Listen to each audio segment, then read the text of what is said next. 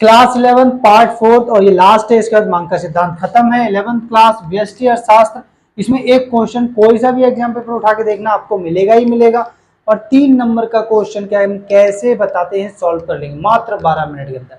अब यहाँ समझने वाली बात ये, चैनल सब्सक्राइब कर लेना अगर वीडियो पसंद आए तो।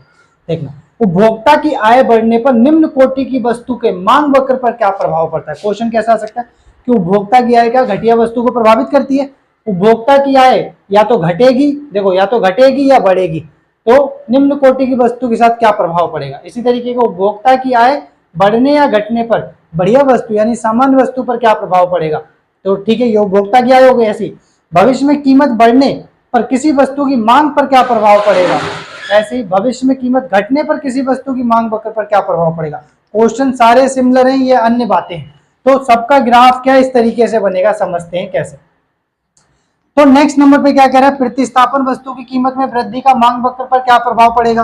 प्रतिस्थापन वस्तु की कीमत में कमी का मांग वक्र पर क्या प्रभाव पड़ेगा। एक बार बढ़ रहा है, एक बार घट रहा है। ऐसी पूरक वस्तु की कीमत में वृद्धि होगी तो मांग वक्र पर क्या, वस्तु की मांग वक्र पर क्या प्रभाव पड़ेगा। ऐसी पूरक वस्तु की कीमत में कमी होगी तो मांग वक्र पर क्या प्रभाव पड़ेगा। कोई सा भी एक क्वेश्चन उठा लेते हैं, बाकी सारे सेम क्वेश्चन है, पहले ही उठा लेते हैं। उपभोक्ता की आय बढ़ने पर निम्न कोटि की वस्तु के मांग वक्र पर क्या प्रभाव पड़ेगा। तो लिखेंगे यदि उपभोक्ता की क्या, यदि उपभोक्ता की आय बढ़ जाती है तो घटिया वस्तु की मांग क्या हो जाएगी, कम हो जाती है।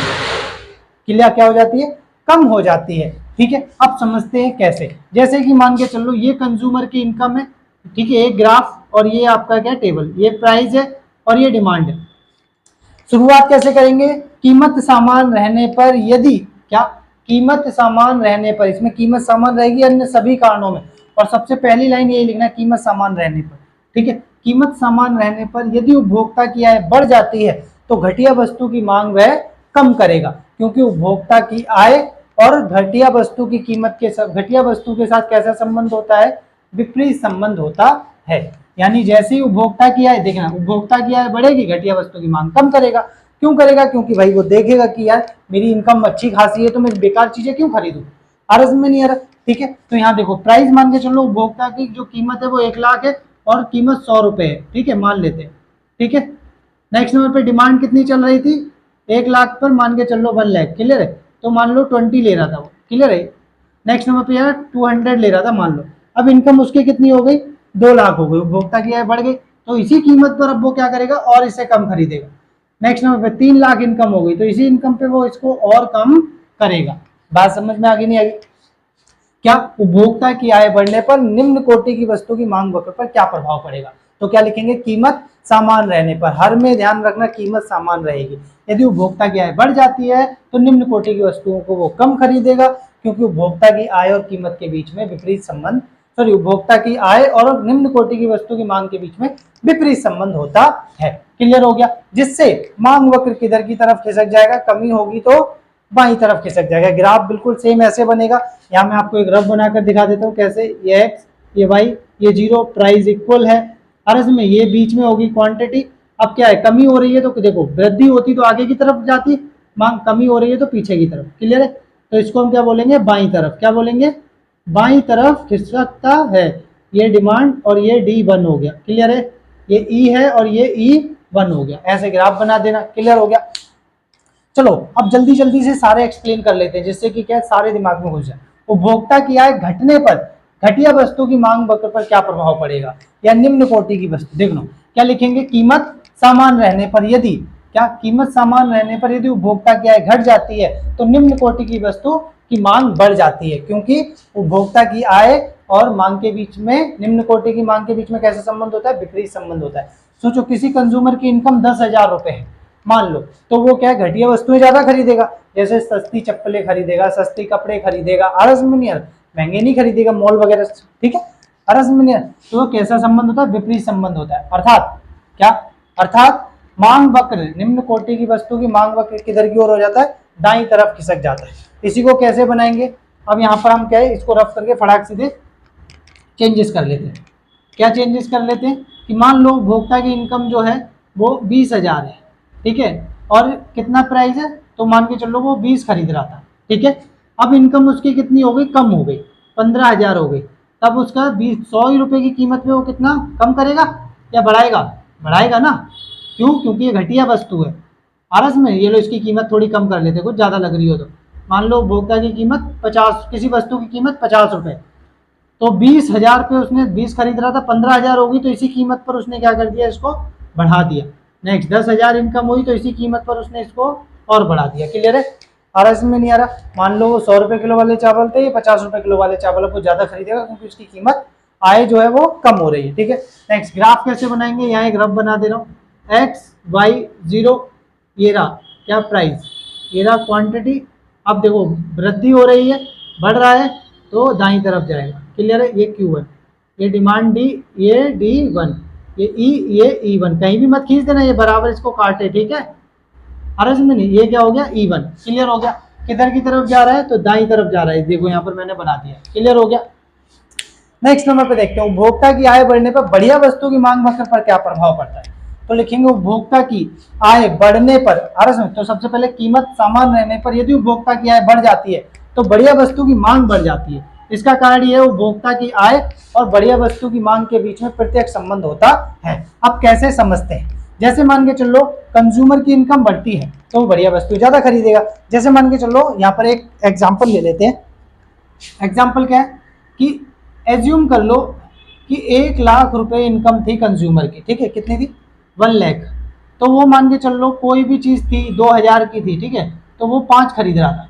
ठीक है, कितने हो गए? 5 दूनी 10, 10,000 रुपये खत्म कर रहा था। उसकी इनकम कितनी हो गई? उपभोक्ता क्या है? बढ़ गई, 2 लाख हो गई।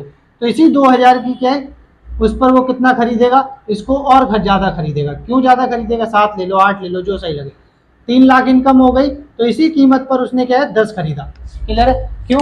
आपको अच्छे से पता है, अगर आपकी इनकम 1,00,000 रुपए होगी तो आप शोरूम में जाकर क्या है, मतलब करो मॉल से जाके चीजें खरीदते हो। यही अगर आपकी इनकम 50 लाख हो जाए तो फिर आप क्या है, महंगे महंगे शोरूम ब्रांडेड कपड़े पहनना शुरू करते हो। क्लियर है? इससे क्या पता चलता है? उपभोक्ता की आय जैसे जैसे बढ़ती है वो बढ़िया वस्तु की मांग को बढ़ाता जाता है। क्लियर हो गया? तो क्या लिखेंगे? कीमत समान रहने पर यदि उपभोक्ता की आय बढ़ती है तो बढ़िया वस्तु की मांग बढ़ जाती है, क्योंकि इनके बीच में संबंध कैसा होता है? प्रत्यक्ष संबंध होता है। वृद्धि हो रही है तो ये वाला ग्राफ बनाएंगे, दाईं तरफ खिसकेगा, ये लिखेंगे। ठीक है, अब सेम यही उपभोक्ता की आय घटने पर सामान्य वस्तु की मांग बढ़ने पर क्या प्रभाव पड़ता है? सेम प्रोसेस क्या लिखेंगे? उपभोक्ता की आय यदि घट जाती है, अर्ज में क्या, कीमत समान रहने पर यदि उपभोक्ता की आय घट जाती है तो सामान्य वस्तु की मांग भी क्या हो जाती है? कम हो जाती है, क्योंकि जैसे कंज्यूमर की इनकम कम होगी वो उतना मॉलों में जाकर चीजें नहीं खरीदेगा। अर्ज में नहीं आया, फिर वो क्या है, फुटपाथ वगैरह से खरीदेगा, सस्ती चीजें खरीदेगा। क्लियर है? सामान्य वस्तुएं कम खरीदेगा, मतलब बढ़िया वस्तुएं वो कम खरीदेगा। ठीक है, नेक्स्ट नंबर पे तो किधर की तरफ बकर चला जाएगा? बाईं तरफ चला जाएगा। क्लियर है? ऐसी भविष्य में कीमत बढ़ने पर किसी वस्तु की मांग बढ़ने पर क्या प्रभाव पड़ेगा? समझना, अगर हमें उम्मीद हो कि आज जो चीज 10 रुपए की बिक रही है मार्केट में 10 रुपीज की, वो अगले क्या बोलते हैं, मान के चलो 5 दिन बाद 50 रुपए की हो जाएगी, तो हम उसकी मांग अभी ज्यादा कर लेंगे क्योंकि अभी भाई जल्दी खरीद लेते हैं, सस्ता है तो। ठीक है, यदि भविष्य में किसी वस्तु की कीमत बढ़ने की संभावना है तो वर्तमान में उसकी मांग क्या हो जाती है? बढ़ जाती है। क्लियर है? जिससे मांग वक्र किधर की तरफ चला जाता है? दाईं तरफ खिसकता है।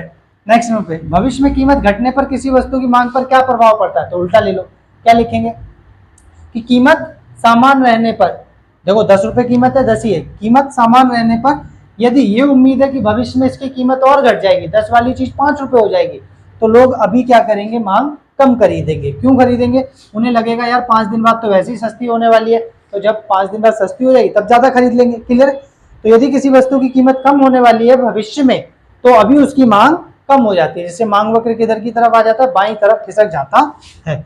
ऐसी प्रतिस्थापन वस्तु, एक क्वेश्चन पक्का आता है इसलिए, प्रतिस्थापन वस्तु की कीमत में वृद्धि का उस वस्तु की मांग वक्र पर क्या प्रभाव पड़ता है? तो क्या लिखेंगे? प्रतिस्थापन वस्तु किसे कहते हैं? प्रतिस्थापन वस्तु वह वस्तु होती है जो एक वस्तु के स्थान पर दूसरी वस्तु का प्रयोग किया जा सके। जैसे चाय और कॉफी, या तो आप चाय पी सकते हो, अरे, या आप कॉफी पी सकते हो, दोनों में एक आपके लिए काफी होगा। ये नहीं है कि आप कॉफी पीने के बाद ये बोलो कि मुझे चाय भी पीनी है, या चाय पीने के बाद बोलो मुझे कॉफी भी पीनी है। क्लियर है? तो इसी तरीके से मान के चलो प्रतिस्थापन वस्तु की कीमत क्या हो जाती है? बढ़ जाती है।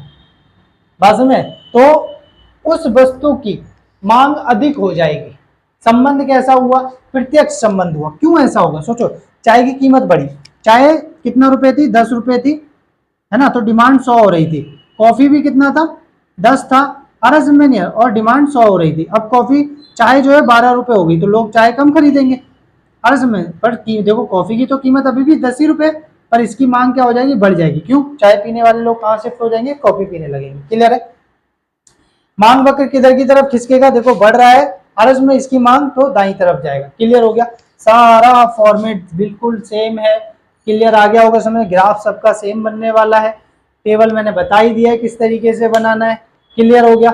नेक्स्ट नंबर पे इसी तरीके से पूरक वस्तु है। पूरक वस्तु वह वस्तु होती है जो एक वस्तु के साथ मिलकर दूसरी वस्तु का प्रयोग किया जाता है। क्लियर है? जैसे कि कार और पेट्रोल, कार के बिना पेट्रोल की कोई वैल्यू नहीं है, पेट्रोल के बिना कार की भी कोई वैल्यू नहीं है। ठीक है? तो ऐसे में सोच के चलो, अगर एक वस्तु की कीमत बढ़ती है तो दूसरी वस्तु की क्या हो जाती है, मांग कम हो जाती है, क्योंकि कारें महंगी होंगी अर्ज में, तो लोग कार कम खरीदेंगे, कार कम खरीदेंगे तो पेट्रोल भी कम यूज करेंगे। यदि एक वस्तु की कीमत बढ़ती है तो पूरक वस्तु की मांग कम हो जाती है। क्लियर? जैसे मांग वक्र बाई तरफ खिसकता है। कोई डाउट अर्ज में नहीं आ रहा? अब मांग की लोच करेंगे नेक्स्ट मतलब पार्ट के अंदर। चैनल को सब्सक्राइब कर लेना जिससे आपको हर वीडियो क्या पहले ही मिलती है। Bye everyone.